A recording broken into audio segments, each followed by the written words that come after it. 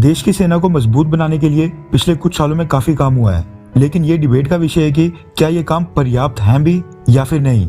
क्योंकि अगर युद्ध वाली नौबत आई तो तब ये नहीं देखा जाएगा कि मोदी सरकार ने पिछली सरकारों के कंपैरिजन में कम काम किया या फिर ज्यादा। तब तो बस भारतीय सेना के बेड़े में मौजूद हथियारों की कमी आएगी। उस समय तो भारतीय सेना के बेड़े में जो भी हथियार मौजूद होंगे वही काम आएंगे। काम तो हुआ है, लेकिन जितनी तेजी से काम किया जाना चाहिए था शायद उतनी तेजी से नहीं हो रहा है। कॉम्बैट ड्रोन्स की डील्स पिछले 3 सालों से पेंडिंग है। गलवान घाटी की घटना के बाद हिली एरियाज में डिप्लॉयमेंट के लिए इंडियन आर्मी को लाइट टैंक्स की जरूरत महसूस हुई थी, जो आज तक परचेज नहीं किए गए। इंडियन एयरफोर्स की बात करें तो आज भी टू फ्रंट वॉर के लिए इंडियन एयरफोर्स के पास 12 स्क्वाड्रन यानी 216 फाइटर जेट्स की भारी कमी है, जबकि 114 फाइटर जेट्स का MMRC 2.0 कॉन्ट्रैक्ट अभी भी पेंडिंग पड़ा है। इंडियन नेवी की बात करें तो इंडिया का दूसरा एयरक्राफ्ट कैरियर INS विक्रांत इसी साल 15 अगस्त को इंडियन नेवी में इंडक्ट किया जाना है, लेकिन उसके ऊपर डिप्लॉय होने वाले नेवल वेरिएंट के फाइटर जेट्स की डील अभी तक साइन नहीं हो पाई है। साल 2020 में जून 15 को गलवान घाटी की घटना हुई थी। हालांकि उस रीजन में कॉन्फ्लिक्ट काफी लंबे समय से चल रहा था, लेकिन आप ये सोचिए कि चाइना ने उसके ठीक 2 महीने बाद LAC के पास जो उसकी खुद की पोस्ट है वहां तक 5G नेटवर्क पहुंचा दिया था। रेफरेंस के लिए आपकी स्क्रीन के ऊपर अगस्त 28 का द टाइम्स ऑफ इंडिया के आर्टिकल का स्क्रीनशॉट है, जिसकी हेडिंग में साफ लिखा गया है कि चाइना ने LAC के साथ अपना 5G इंफ्रास्ट्रक्चर पहुंचा दिया है और पैंगोंग त्सो के पास फ्रेश कंस्ट्रक्शन भी हुई है।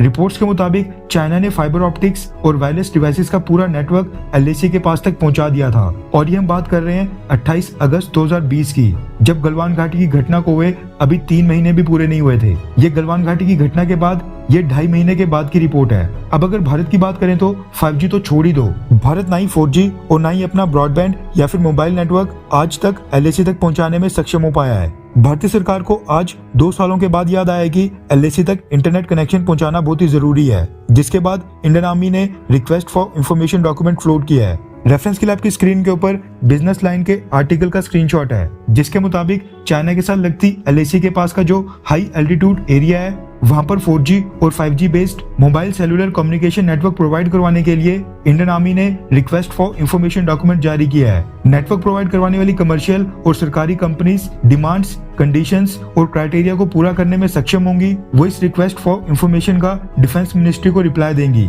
रिपोर्ट्स के मुताबिक डिफेंस मिनिस्ट्री ने रिक्वेस्ट फॉर इंफॉर्मेशन डॉक्यूमेंट में साफ तौर पर स्पेसिफाई किया है कि नेटवर्क सिक्योर और 256 बिट एनक्रिप्टेड होना चाहिए। कॉन्ट्रैक्ट के 1 साल के अंदर नेटवर्क पूरी तरह से इंस्टॉल हो जाना चाहिए। किसी भी रेडियो एक्सेस टेक्नोलॉजी की मदद से नेटवर्क में अनऑथोराइज्ड एक्सेस बिल्कुल नहीं होनी चाहिए, और जो नेटवर्क सिस्टम और इक्विपमेंट होंगे वो डोमेस्टिक मार्केट में अवेलेबल होने चाहिए। इसी के साथ ही और कई सारी कंडीशंस रखी गई हैं। गौर करने वाली बात यह भी है कि ये न्यूज तब आ रही है जब हाल ही में लद्दाख के एक लोकल पॉलिटिशियन कॉन्चोक स्टेंजिन का एक ट्वीट वायरल हुआ था, जिसमें उन्होंने बताया था कि उनकी कॉन्स्टिट्यूएंसी में जो रिमोट और बॉर्डर एरियाज है वहां पर चाइना की मोबाइल कंपनीज का नेटवर्क तो आ जाता है, लेकिन इंडिया की तरफ से ना ही उनको 24 घंटे का बिजली कनेक्शन मिल पा रहा है और ना ही मोबाइल नेटवर्क मिल पा रहा है, जो कि बहुत ही बेसिक फैसिलिटीज हैं। कॉन्चोक स्टेंजिन ने बताया था कि वो लोग मोबाइल के ऊपर फोन कॉल भी नहीं कर सकते हैं, इंटरनेट यूज करना तो दूर की बात है।